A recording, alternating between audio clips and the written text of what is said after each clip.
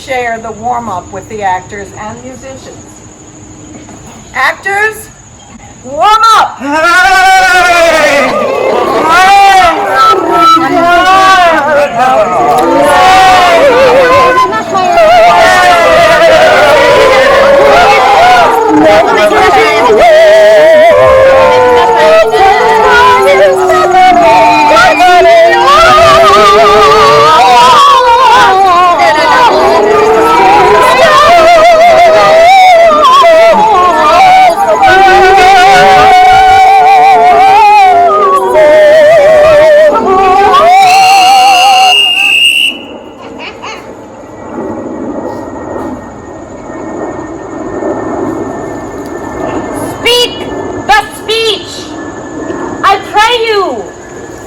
Pronounced it to you trippingly on the tongue.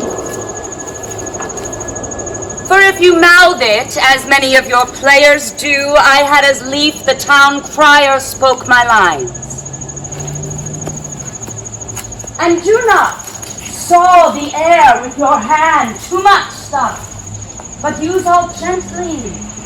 For in the very torrent, the tempest, dare I say, the whirlwind of passion, you must acquire and beget a temperance to give it smoothness.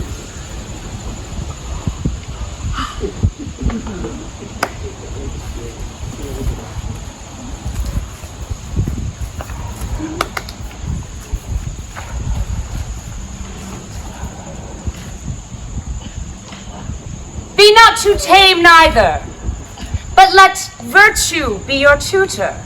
Suit the action to the word to the action. With this special o'erstep not the modesty of nature, for anything so overdone is from the purpose of playing, whose end at first and now was and is to hold as 'twere the mirror up to nature, to show virtue her own feature, to scorn her own image, and in the very age and body of time, his form and pressure.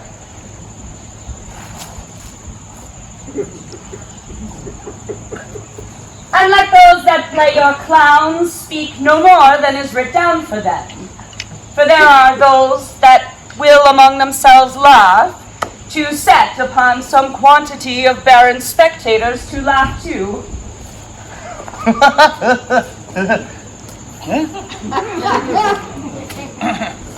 And then there is the question of the play to be considered. That's villainous, and shows a most pitiful ambition in the fool that uses it. Go get you ready.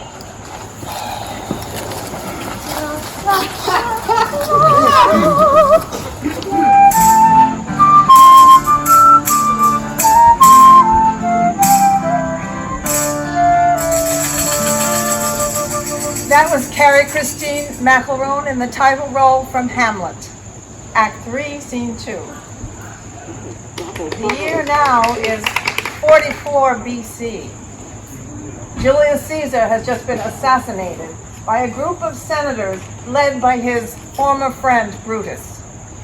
Mark Antony, his true friend, has asked Brutus for permission to speak a eulogy at the funeral. Brutus says, okay, but don't mess with us. From Julius Caesar, Colin Antis as Mark Antony, Act 3, Scene 2.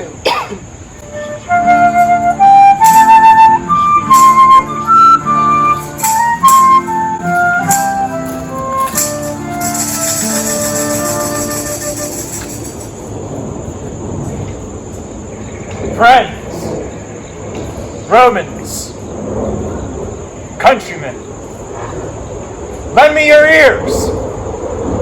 I come to bury Caesar, not to praise him. The evil that men do lives after them.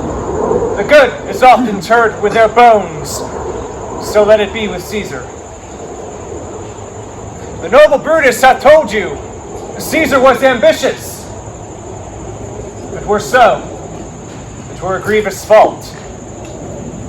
And grievously hath he answered it. here under leave of Brutus and the rest of them. For Brutus is an honorable man. So are they all honorable men. Come I to speak in Caesar's funeral. He was my friend, faithful and just to me. But Brutus says he was ambitious, and Brutus is an honorable man. He had brought many captives home to Rome, whose ransoms the general coffers did fill. Did this in Caesar seem ambitious? When the poor hath cried, Caesar hath wept. Ambition should be made of sterner stuff. Yet, Brutus says he was ambitious. And Brutus is an honorable man. You all did see that on the Lupercal, I thrice presented him a kingly crown, which he did thrice refuse. Was this ambition? Yet, Brutus says he was ambitious. And sure, he is an honorable man.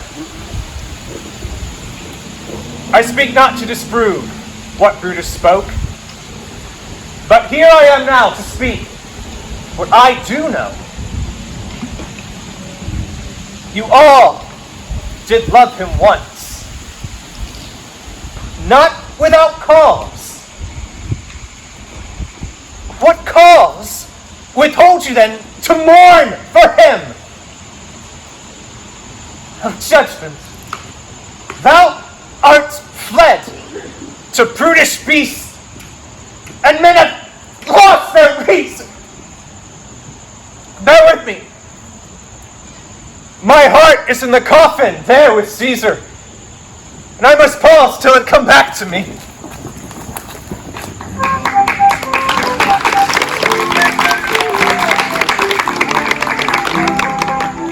En route to each other's houses, both full of news about a notorious rake in their community named Falstaff.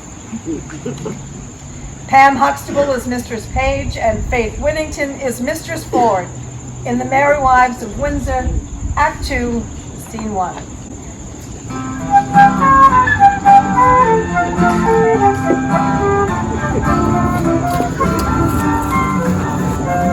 What? Have I escaped love letters in the holiday time of my beauty, and am I now a subject for them? Let me see.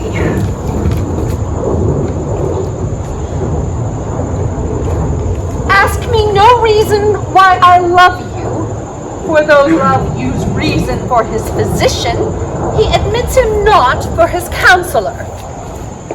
You are not young.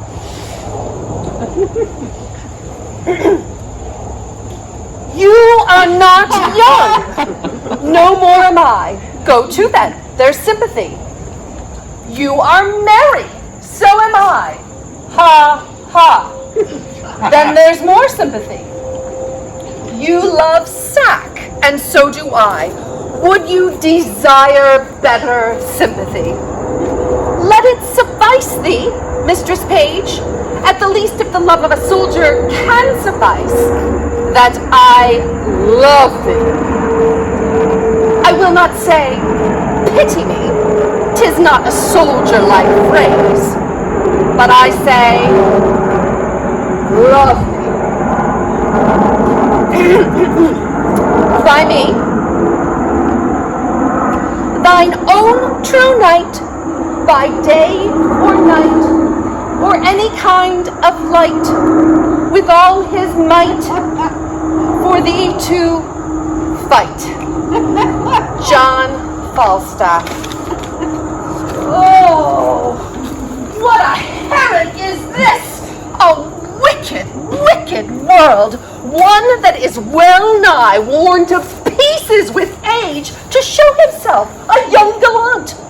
What an unweighed behavior hath this Flemish drunkard picked with the devil's name out of my conversation, that he dares in this manner assay me. Why, he hath not been thrice in my company. What should I say to him? I was then frugal of my mirth, heaven forgive me. I'll exhibit a bill in Parliament for the putting down of men. How shall I be revenged on him? For revenged I will be, as sure as his guts are made of pudding. Mistress Page, trust me, I was going to your house. And trust me, I was coming to you. You look very ill. Nay, I don't believe it. I must show to the contrary. Faith, but you do in my mind. Well, then I do, but I have proof to the contrary. Oh, Mistress Page, give me some counsel. What's the matter, woman? Oh, woman, if it were not but for one trifling respect, I could come to such honor. Hang the trifle, woman. Take the honor. What is it? Dispense with trifles. What is it? If I would agree to go to hell for but a moment or so, I could be knighted. What?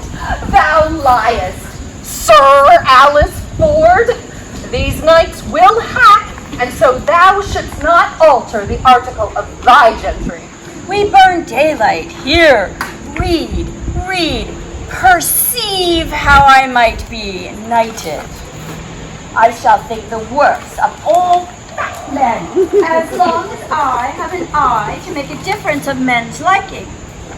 Yet he wouldn't swear, praised women's modesty, and gave such an orderly and well-behaved reproof to all uncomeliness that I would have sworn that it would have gone to the truth of his word, but it no more adhered or kept place together than the 100 songs to the tune of Green Sleeves.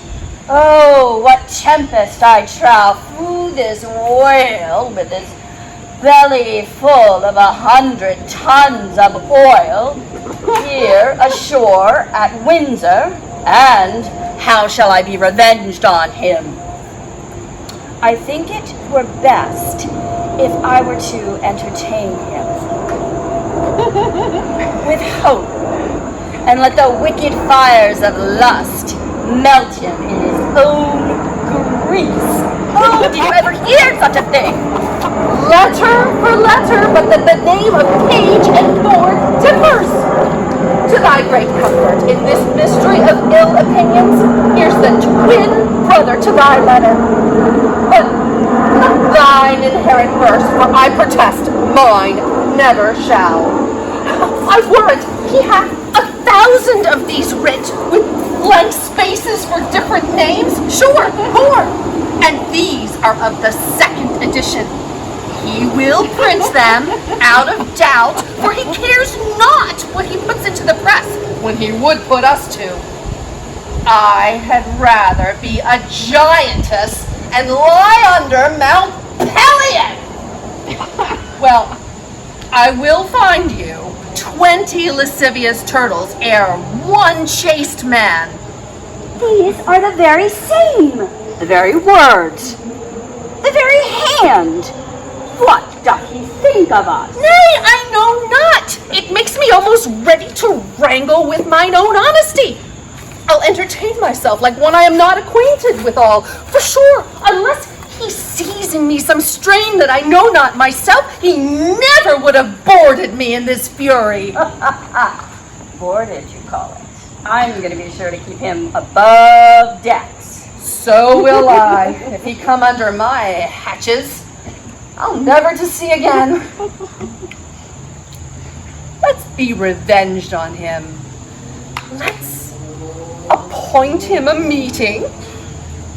Give him a show of comfort in his suit, and lead him on with a fine baited delay till he hath pawned his horses to mine host of the garter. Oh, nay, I shall consent to act any act of villainy upon him, save that it may sully the chariness of our honesty.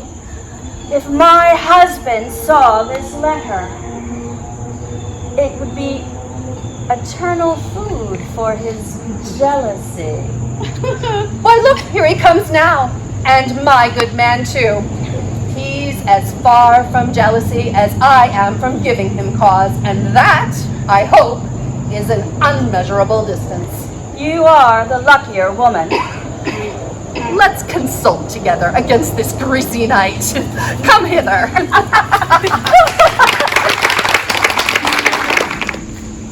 She is a strong, ruthless, and seductive woman who has pushed and prodded her husband on the bloody path to the throne of Scotland.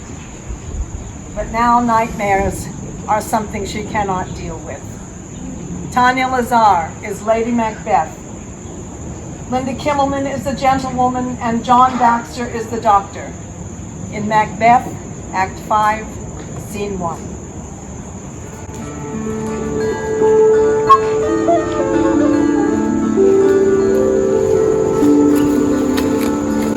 I have these 2 nights watched with you and can perceive no truth in your report. When was it she last walked? Since His Majesty went into the field. I have seen her rise from her bed, take forth paper, write upon it, read it, fold it, and then go back to bed, yet one sound asleep. A great perturbation in nature to receive at once the benefit of sleep and do the effects of watching. In this slumbery agitation, besides her walking and other actual performances, what at any time have you heard her say? That's that which I would not report upon her, You may to me, and 'tis most meet you should. neither to you nor to anyone, having no witness to confirm my speech. Lo, you, here she comes, and upon my life, fast asleep. How came she by that light? It stood by her. She has light by her continually. 'Tis her command. You see her eyes are open. Aye, but their sense is shut. What is it she does now? Look how she rubs her hands. It is an accustomed action with her to appear thus, washing her hands. I've watched her at that a quarter of an hour. Yet here's the spot. Huh? She speaks. I will set down what comes from her. Out, damn spot. Out, I say.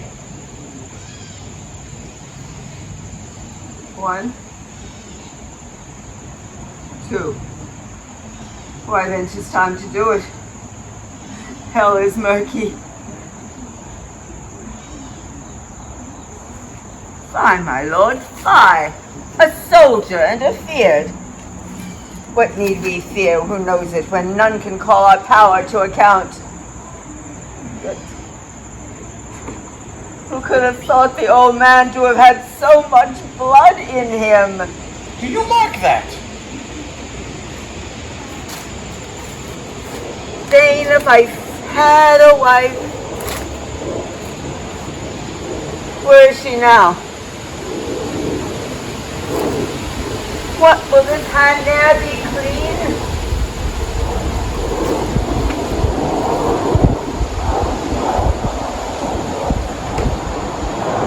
Aye, my lord. Aye. You mar all with this starting. Stop. Go to, you have known that which you should not have. She has spoke what she should not, I'm sure of that. What she has known, heaven knows. There's the smell of the blood still. Oh, the perfumes of Arabia will not sweeten this little hand. Oh. Oh. Oh. What a sigh is there. The heart is sorely charged. I would not have such a heart in my bosom for the dignity of the whole body. This disease is beyond my practice, yet I have known those which have walked in their sleep who have died holily in their beds. Wash your hands. Put on your nightgown. Look not so pale. I tell you yet again, Banquo's bury, he cannot come out unscathed.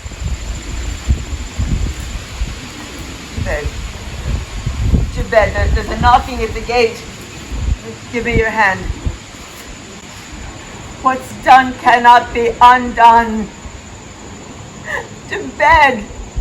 To bed. To bed.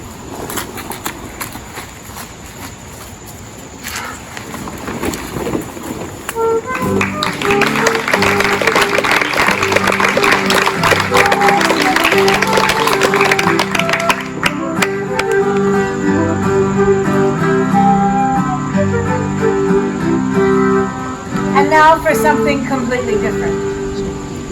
The exiled Duke has settled in the forest of Arden with his loyal followers, leading a simple, rustic life. Sometimes the Duke has to remind his followers that this is a good thing.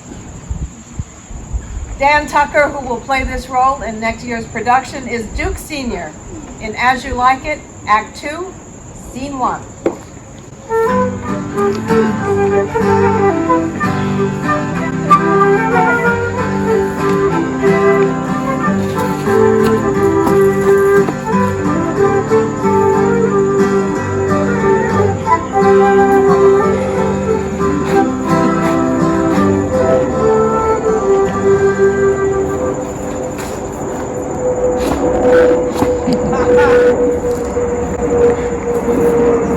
Now, my co-mates and brothers in exile, hath not old custom made this life more sweet than that of painted pomp? Are these days more free from peril with a perilous court? Here, we feel not the penalty of battle. Winter's chill is the icy fang of the winter wind, which even as it blows and bites upon my body, until I shrink with cold, I smile and say, this is no flattery. These are counselors that feelingly persuade me what I am.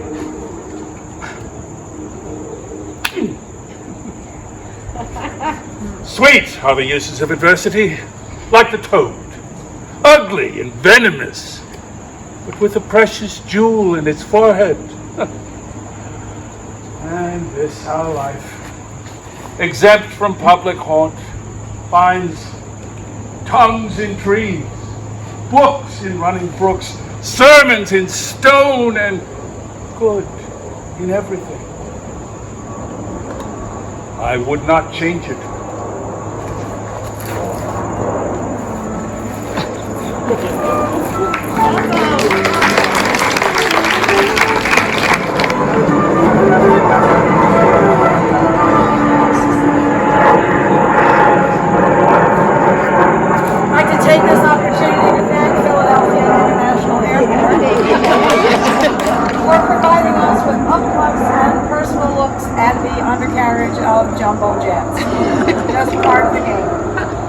Back in the forest of Arden, one of the exiled Duke's retinue, Jake by name, the resident cynic, expounds his views as he does on everything, this time on the ages of man. Nick Johnson, who will play this in next year's production, is Jake in As You Like It, Act 2, Scene 7.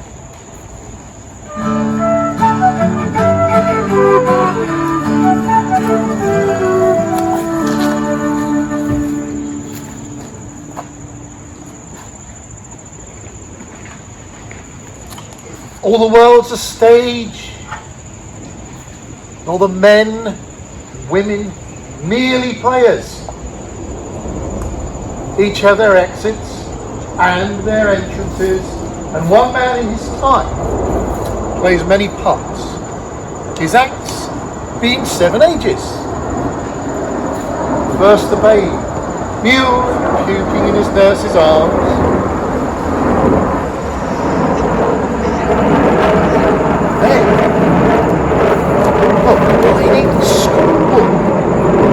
His satchel, his shiny morning face, creeping snail-like, unwillingly to school. Sighing like furnace with ballad made to his mistress's eyebrow.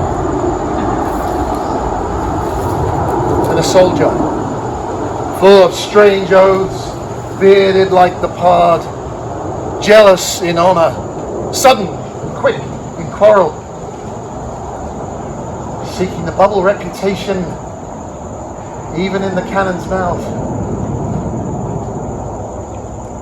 Then a justice, in fair round belly with good cape and line, his eye severe, his beard of formal cuts, full of wise saws and solemn instances, and so he plays his part. The sixth age slips into the sleek and slippered pantaloon, and spectacles on nose and pouch on side, his youthful hose well saved, but worlds too wide for his shrunk shank. And his big manly voice turns again, turns, trebles, wipes and pipes and whistles in his sound. Last after all this strange eventful history, second childishness, mere oblivion. Some's teeth, some's eyes, some's taste, some's everything.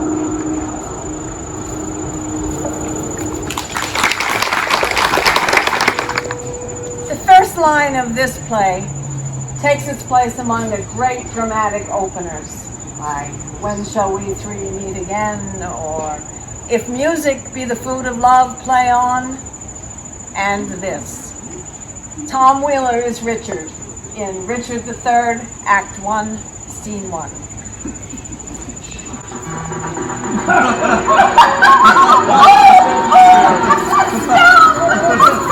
That's the move.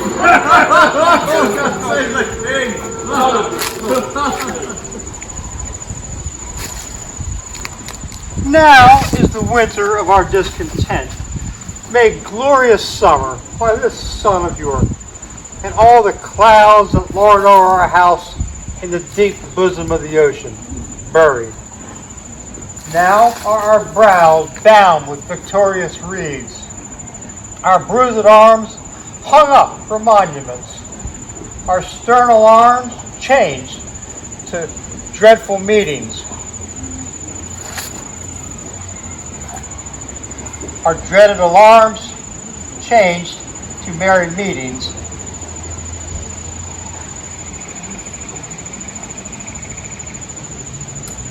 to delightful measures. Grim-visaged war has smoothed his wrinkled front. Now, instead of mounting barded steeds to fright the souls of fearful adversaries, he capers nimbly in a lady's chamber to the lascivious pleasing of a lute. I, that am not shaped for sportive tricks, nor made to court an amorous looking glass, I, that am rudely stamped and want love's majesty to strut before a wanton ambling nymph, I, that am curtailed of this fair proportion, cheated of feature by dissembling nature, deformed, unfinished, sent before my time into this breathing world, scarce half made up, and that so lamely and unfashionable that dogs bark as I walk by it. But I, in this weak piping time of peace, have no delights to pass away the time.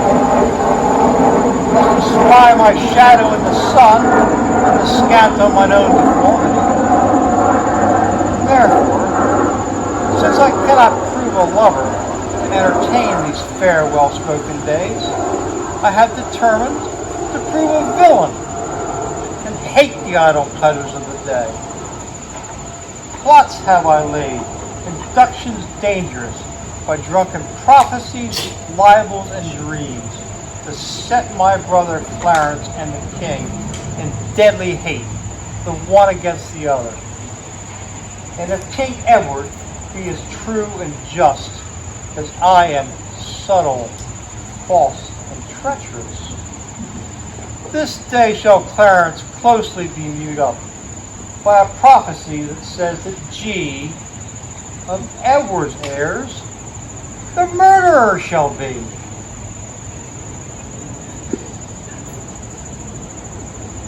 Dive thoughts down to my soul. Here Clarence comes.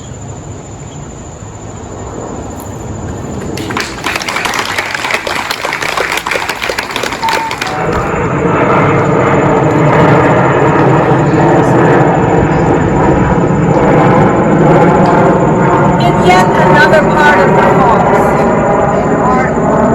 a literal-minded shepherdess, now stay with me here, is being moved and trying to castigate her unwanted lover, Silvius. While this is happening, Rosalind, disguised as the boy Ganymede, is eavesdropping. She comes in and, in turn, castigates Phoebe for her cruelty, with unexpected results. Melanie Murray is Rosalind, Jessica Jordan as Phoebe, and Colin Antis as Silvius in As You Like It, Act 3, Scene 5.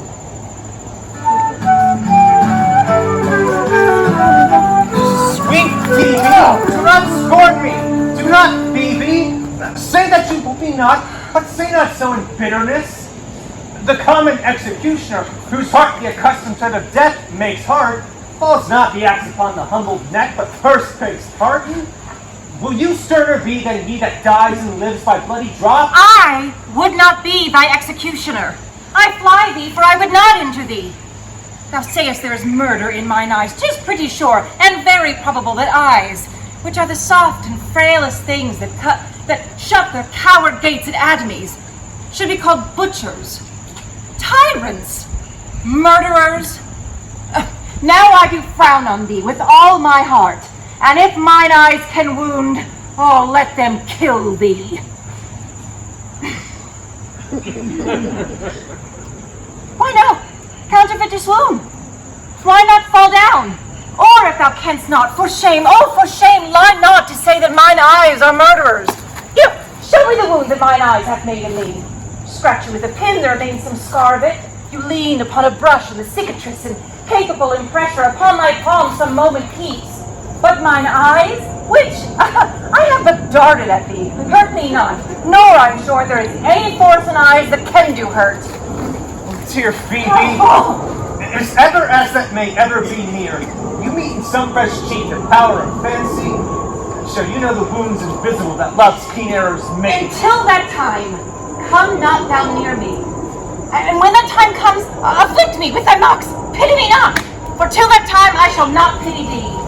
And why, I pray you, who might be your mother that you insult, exalt, and all at once over the wretched? What though you have no beauty? By my faith, I see no more in you than without candle may go dark to bed. What means this? I see no more in you than in the ordinary of nature's sail work. Odds my little life, I think she means to tangle my eyes too. Nay, faith, proud mistress, hope not after it. 'Tis not thy flaxen hair, thy corn silk brow, thy bugle eyeballs, nor thy cheek of cream may attain my spirits to your worship. Foolish shepherd, wherefore do you follow her? Like foggy south puffing with wind and rain, you are 1,000 times the proper a man than she a woman. 'Tis such fools as you make the world full of ill-favored children. 'Tis not her glass that flatters her, but you. And out of you, she sees herself far more proper than any of her lineaments can show her. But mistress, know thyself, down on your knees, thanking heaven, fasting for a good man's love. For I must tell you friendly in your ear, sell when you can, you are not for all markets. Oh. Cry the man mercy, love him, take his offer. Foul is most foul, being foul to be a scoffer. Take her to the shepherd, fare you well. Oh, sweet youth, I pray you, chide a year or so together. I would rather hear you chide than that man woo. He's fallen in love with your foulness. And she'll fall in love with my anger. If it be so, as soon as she answers thee with frowning looks, I'll sauce her with bitter words. Why look you so upon me? Oh, for no ill will I bear thee. I pray you, do not fall in love with me, for I am falser than vows made in wine. Besides, I like you not. If thou wouldst know my house, is at the tuft of olives here hard by. Shepherd, ply her. Hard, shepherdess, look on him better, and be not proud. Though all the world could see, none could be so abused in sight as he. Oh, dead shepherd, now I know thy saw of might. Who ever loved, who loved not at first sight. Phoebe!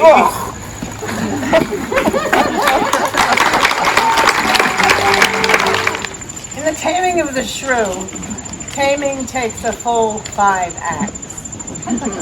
Finally, in the final scene, Kate demonstrates her submission and obedience to Petruchio and lectures her fellow wives on the rules of the game. From The Taming of the Shrew, Act 5, Scene 2, Pam Huxtable is Kate.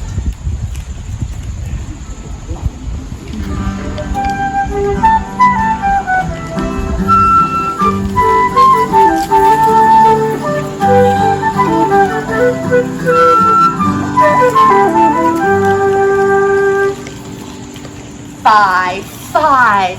Unknit that threatening, unkind brow, and dart not scornful glances from those eyes to wound thy lord, thy king, thy governor. It blots thy beauty as frost do bite the meads, confounds thy fame as whirlwinds shake fair buds, and in no sense is meet or amiable. Muddy, ill-seeming, thick, bereft of beauty, and while it is so, none so dry or thirsty will deign to sip or touch one drop of it.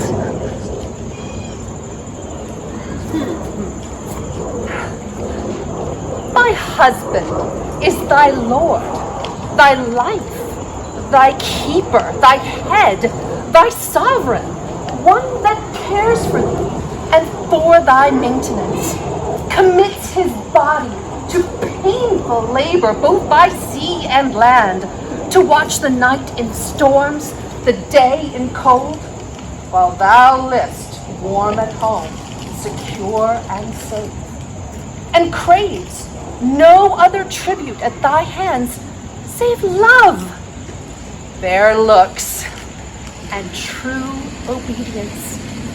Too little payment for so great a debt. Even such duty as the subject owes the prince, even such a woman oweth to her husband. And when she is froward, peevish, sullen, sour, and not obedient to his honest will, what is she but a foul, contending rebel and graceless traitor to her loving lord? I am ashamed that women are so simple to offer war where they should kneel for peace, or seek for rule, supremacy, and sway, when they are bound to serve, love, and obey. Come, thou froward and unable worms, my mind hath been as big as one of yours, my heart as great, my reason haply more. To bandy word for word or frown for frown. But now I see our lances are but straws, our strength as weak, our weakness past compare. Then veil your stomachs, for it is no boot, and place your hand below your husband's foot, in token of which duty, if he please, my hand is ready. May it do him ease.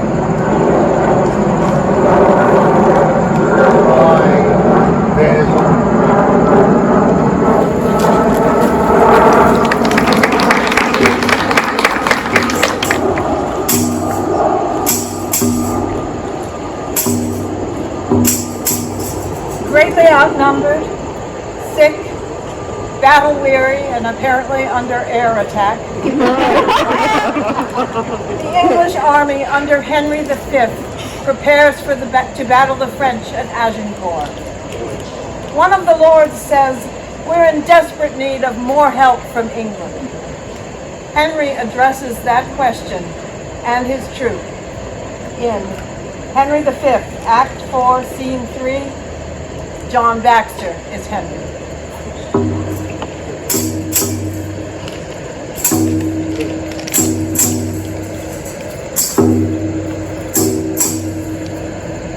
What's he that wishes so? My cousin Westmoreland? No, my fair cousin. If we are marked to die, we are enough to do our country loss. And if to live, the fewer men, the greater share of honour. God's will, I pray thee, wish not one man more. No, my fair cause, wish not a man from England. God's peace, I would not lose so great an honour as one man more, methinks, would share from me for the best hope I have. Oh, do not wish one more. Rather, proclaim it, Westmoreland, through my host, that he which hath no stomach to this fight, let him depart. His passport shall be made, and crowns for convoy put into his purse. We would not die in that man's company who fears his fellowship to die with us. This day is called the Feast of Crispian. He that outlives this day and comes safe home will stand a tiptoe when the day is named, and rouse himself at the name of Crispian. He that shall see today and live old age will yearly on the vigil feast his neighbours and say, "Tomorrow, Saint Crispian." Then will he strip his sleeve and show his scars and say, "These wounds I had on Crispin's day." Old men forget, yet all shall be forgot, but he'll remember with advantages what feats he did that day. Then will our names, as familiar in his mouth as household words, Harry, the King, Bedford and Exeter, Warwick and Talbot, Salisbury and Gloucester, be in their flowing cups freshly remembered. This story shall the good man teach his son, and Crispian shall ne'er go by from this day to the ending of the world, but we in it shall be remembered. We few. We happy few. We band of brothers. For he today who sheds his blood with me shall be my brother. Be he ne'er so vile, this day shall gentle his condition, and gentlemen in England, now abed, shall think themselves accursed they were not here, and hold their manhoods cheap, whilst any speaks who fought with us upon St. Crispin's day.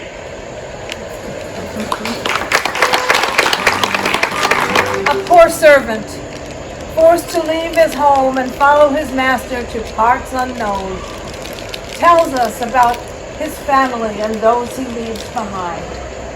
Tom McCarthy's Launce in Two Gentlemen of Verona, Act 2, Scene 3.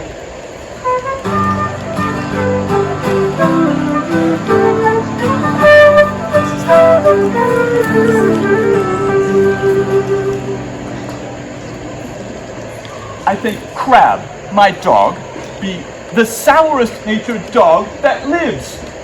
My mother weeping, my father wailing, my sister crying, our maid howling, our cat wringing her hands, and all our house in a state of great perplexity, and yet did not this cruel-hearted cur shed one tear. He is stone, a very pebble stone, and has no more pity in him than a dog Why, my grandam, having no eyes, mind you, wept herself blind at my parting. I'll show you the manner of it. This shoe is my father. No. This left shoe is my mother, and no, that cannot be so neither. So it is. This hath a worser so. This left shoe with the hole in it is my mother. This my father. The staff be my sister, as she is white as a lily and thin as a wand. This hat is Nan, our maid, and I am the dog. No. The dog is himself, and I am the dog. No. The dog is me, and I am myself. So, now come I to my father. Father, your blessing. Now should the shoe not speak a word for weeping. Now shall I kiss my father? Well, he weeps on. Now come I to my mother. Oh, that she could speak like a moved woman. Now shall I kiss my mother? Now here comes my mother's breath. Up and down, and up and down, and mark my sister, the moan she makes, and all this while the dog sheds not one tear, nor speaks a word. Yet see how I lay the dust with my tears. My shoe.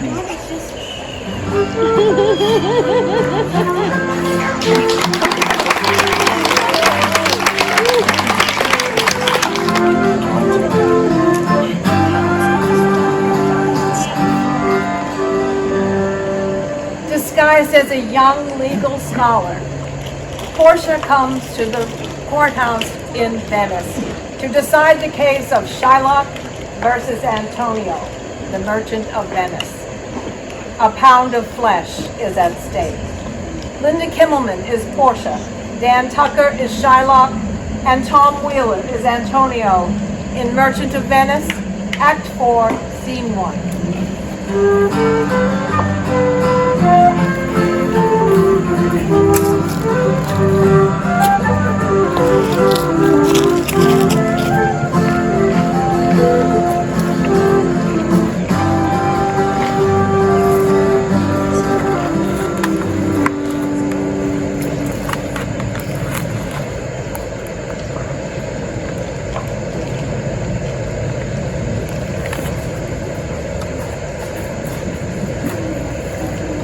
Shylock, Antonio, both come forth.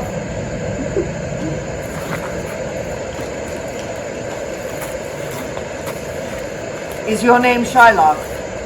Shylock is my name. And you stand within his danger, do you not? Aye, so he says. Do you confess the bond? I do. Well, then must Shylock be merciful. On what compulsion must I? Tell me that. The quality of mercy is not strained. It droppeth as the gentle rain from heaven upon the place beneath. It is twice blessed. It blesseth him that gives and him that takes. 'Tis mightiest in the mightiest. It becomes the throned monarch better than his crown. His scepter shows the force of temporal power, the attribute to all and majesty, wherein doth sit the dread and fear of kings. But mercy is above his sceptered sway. It is enthroned in the hearts of kings.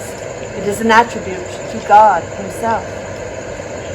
And earthly power doth then show like as God's, when mercy seasons justice. Therefore, Shylock, though justice be thy plea, consider this, that in the course of justice none of us should see salvation. We do pray for mercy, and that prayer teaches us all to render the deeds of mercy.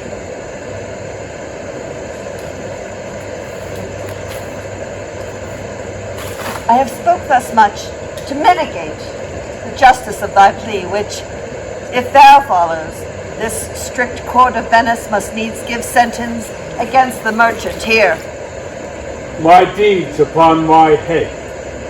I crave the law, the penalty and forfeit of my bond. No. Let me look upon this bond. Here it is, Reverend. Here it is.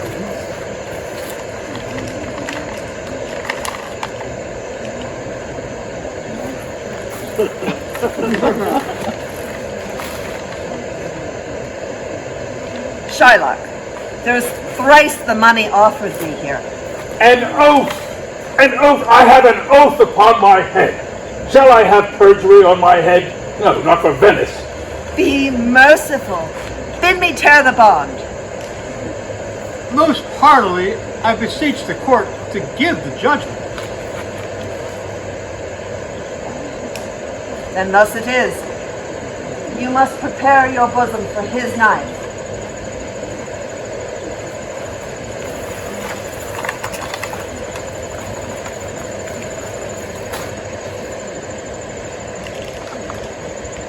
Tarry a little. There is something else. This bond doth give thee here no jot of blood. The words expressly are a pound of flesh. Well, take then thy bond. Take then thy pound of flesh. But in the cutting of it, thou dost shed one drop of blood. Thy goods, thy lands are by the laws of Venice confiscate unto the state of Venice. Is that the law? I'll take his offer then. Pay thrice the bond and let the Christian go. Here is the money. Soft! No, he hath refused it in open court. No, Shylock shall have nothing but the penalty. Therefore, prepare thee to cut away the flesh, but in the cutting, if thou dost take more or less than a pound, your goods are confiscated.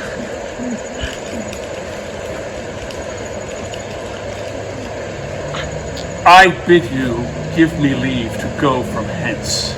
I am not well.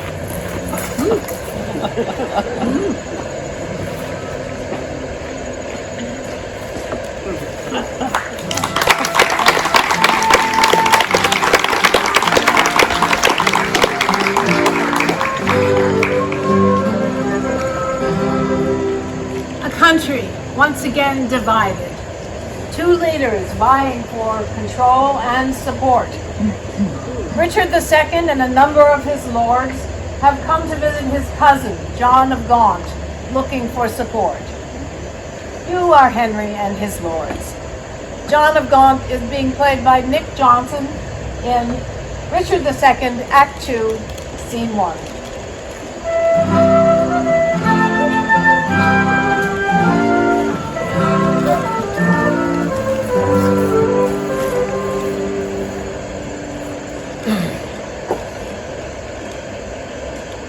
Methinks I am a prophet, new inspired, and thus expiring do foretell of him. This fierce, rash blaze of riot cannot last, for violent fires soon burn out themselves. Gentle showers last long, but sudden storms are short. He tires betimes, who spurs too hard betimes. With eager feeding, food doth choke the feeder.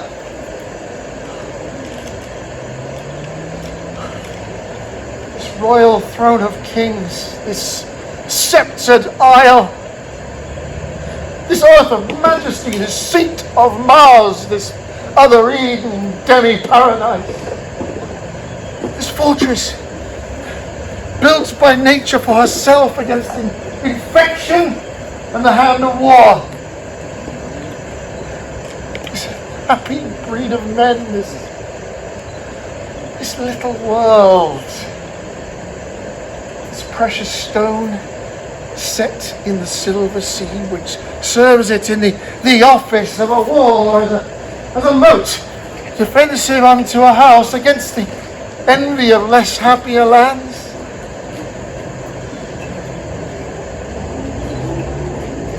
This blessed plot,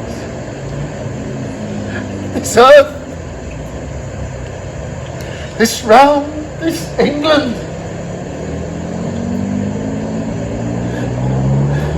this nurse, this womb of royal kings, feared by their breed and famous by their birth, renowned for their deeds, as far from home, for Christian service and true chivalry. This land of such dear souls, this dear land, dear for her reputation throughout the world, is now leased out. I die pronouncing it, like to a tenement or a pelting farm. England bound in with the triumphant sea, whose rocky shores beat back the envious siege of watery Neptune, is now bound in with shame, with inky blots and rotten parchment bonds. That England which was wont to conquer others hath now made fearful conquest of herself.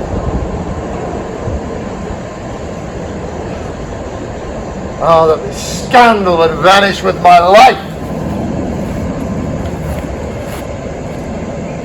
Happy then were my ensuing death.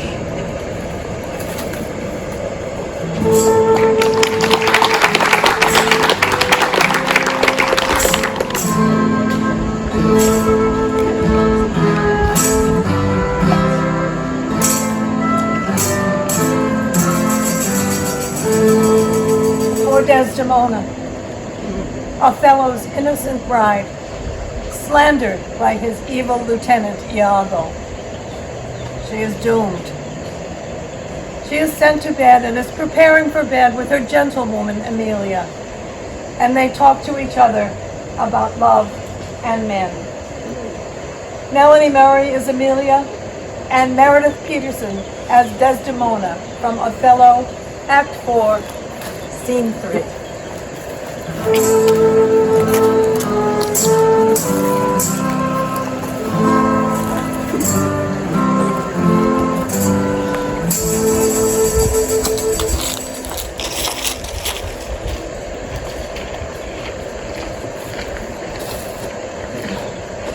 How goes it now?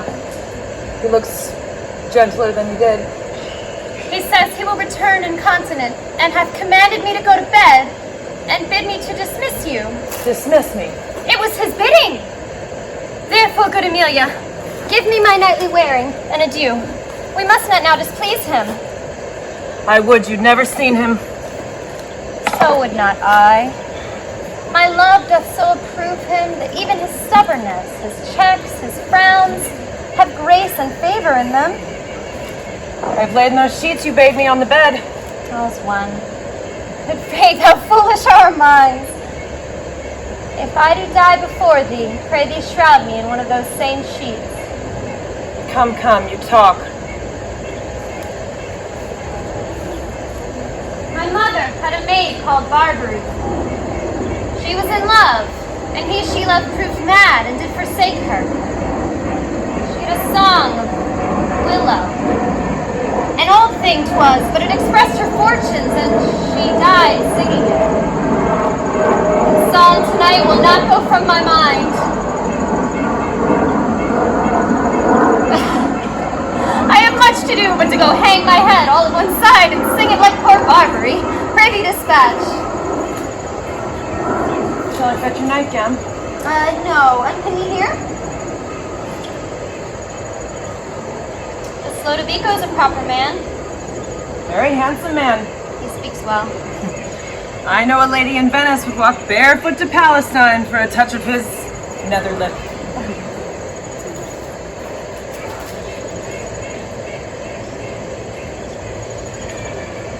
Poor soul sat sighing by a sycamore tree, sing all the green willow.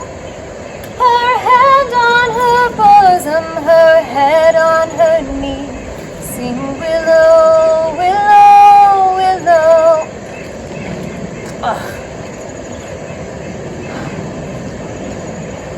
Fresh streams ran by her and murmured her moan, sing willow, willow, willow.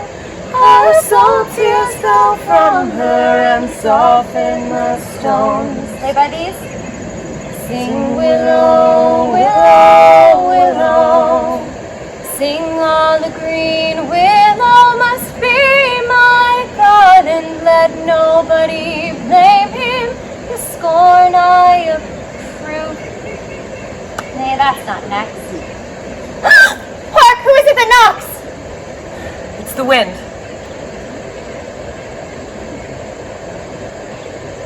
Called my love false love, but what said he then? Sing willow, willow, willow. If I court more women, you'll couch with more men.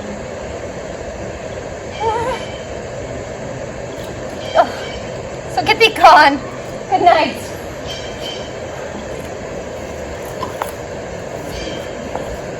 Mine eyes do itch. Doth that bode weeping?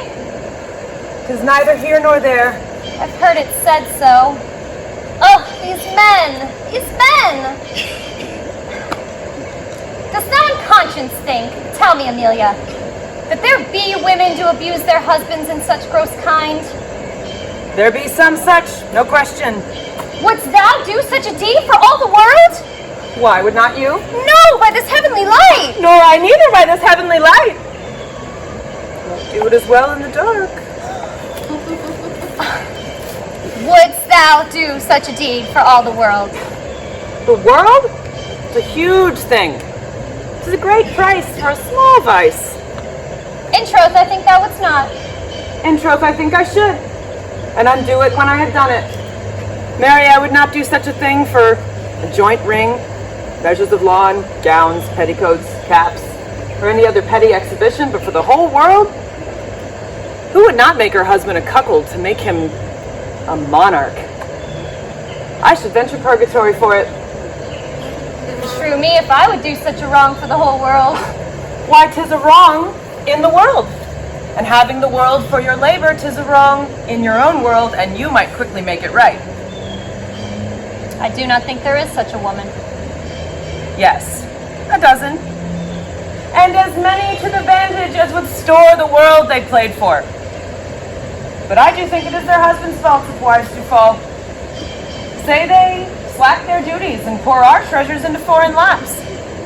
Or break into peevish jealousies during restraint upon us. Say they strike us. Or scant our former having in despite. Why, we have galls, and though we have some grace, yet have we some revenge. Let husbands know their wives have sense like them. They see and smell and have palates for both sweet and sour as husbands have. What is it that they do when they change us for others? Is it sport? I think it is. Doth affection breed it? I think it doth. Is it frailty that thus errs? It is so too.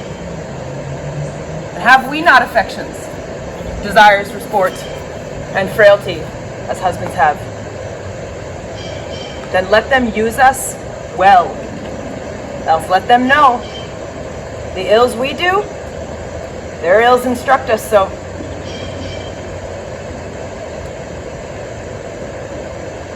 Good night.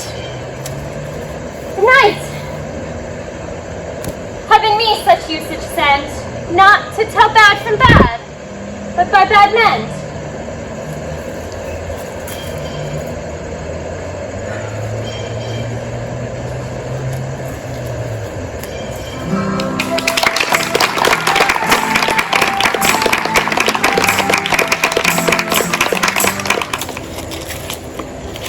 Richard II is a textbook example of why we shouldn't have hereditary succession to the throne. Distracted by foreign wars, abandoned by his lords, and all alone, he muses on the fate of kings. Dan Tucker is Richard in Richard II, Act 3, Scene 2.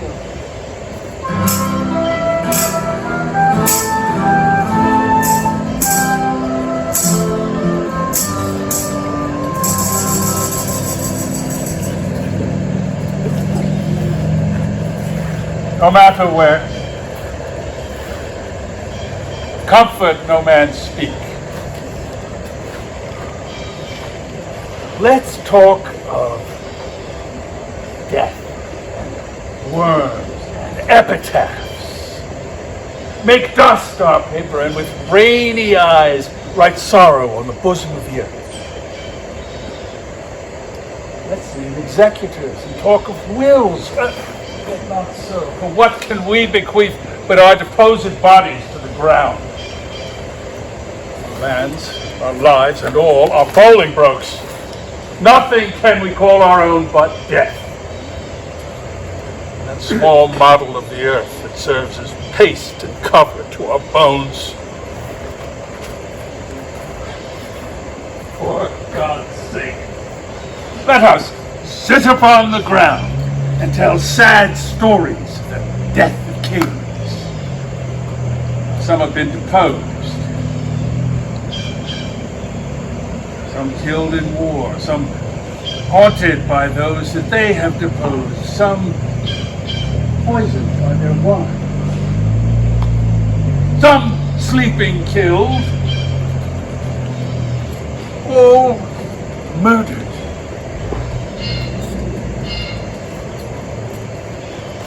Within the hollow crown that rounds the mortal temples of the king keeps death his court, and there the antic sits, scoffing at his state and grinning at his pomp. Allowing him a moment,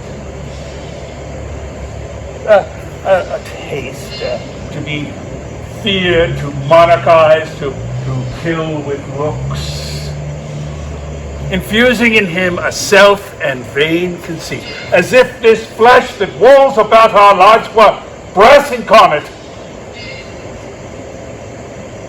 Humor thus comes at the end with a little pin and bores through his castle wall, and farewell, king.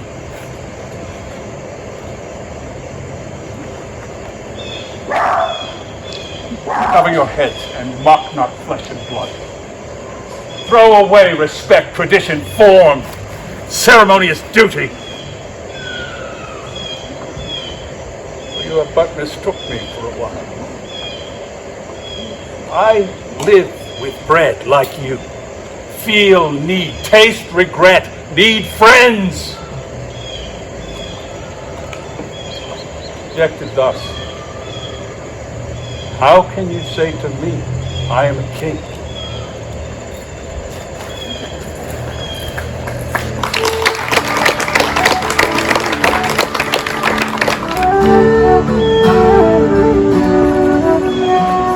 Beatrice and Benedict have sparred with icy wit for 3 acts. Finally, with the help of their friends, they begin to thaw.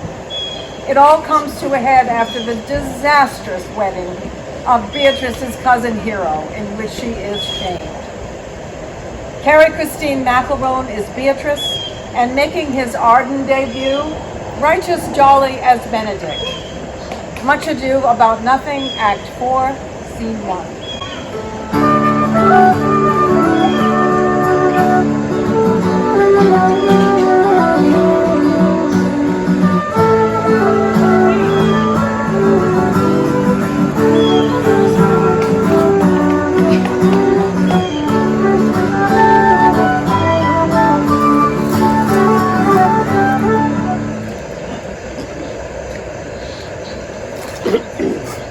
Lady Beatrice,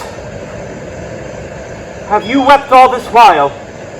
Yea, and I will weep a while longer. I will not desire that. You have no will, I do it freely. Surely I do believe your cousin has been wrong. Oh, how much might the man deserve of me that would right her?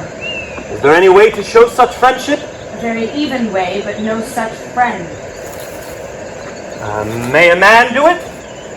It is a man's office, but not yours.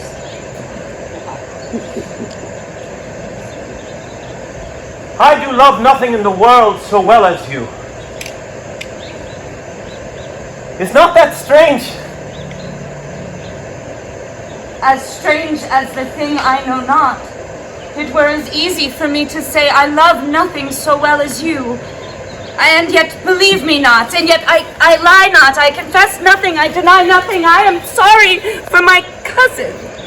By my sword, Beatrice, thou lovest me. Do not swear by it and eat it. I will swear to it that you love me, and I will make him eat it that says I love not you. Will you not eat your word? With no sauce that can be devised to it. I protest, I love thee. Oh, then God forgive me. What offense, sweet Beatrice? For you have stayed me in a happy hour. It were as easy for me to confess that I love you. And do it with all my heart. I love you so much in my heart, there is none left to protest. Come, bid me do anything for thee. Kill Claudio. Not for the wide world. You kill me to deny it. Fare you well. Oh, tarry, sweet Beatrice. I am gone, though I am here. There is no love in Beatrice. you. I pray you let me go. Oh, we will be friends first. You dare easier be friends with me than fight with mine enemy? Is Claudio thine enemy? Is he not approved in the height a villain who hath slandered, scorned, dishonored my kinswoman?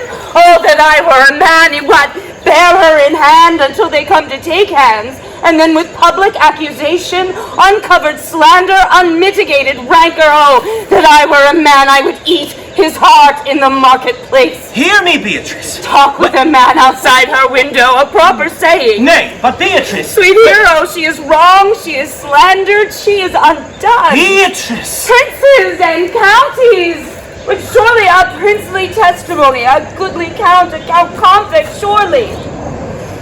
Oh, that I were a man for her sake, or that I had any such friend be a man for my sake, but manhood is melted into courtesies, valor into compliment, and men are turned into tongues, and trim ones too.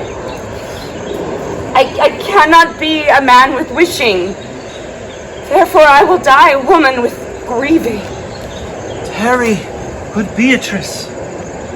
By this hand I love thee. Use it for my love some other way than swearing by it. Think you in your soul that Count Claudio hath wronged Hero? Nay, as surely as I have a thought or a soul. Enough. I am engaged. I will challenge him. Kiss your hand. So I leave you. By this hand, Claudio shall render me a dear account. Go, comfort your cousin. I must say she is dead. And so, farewell.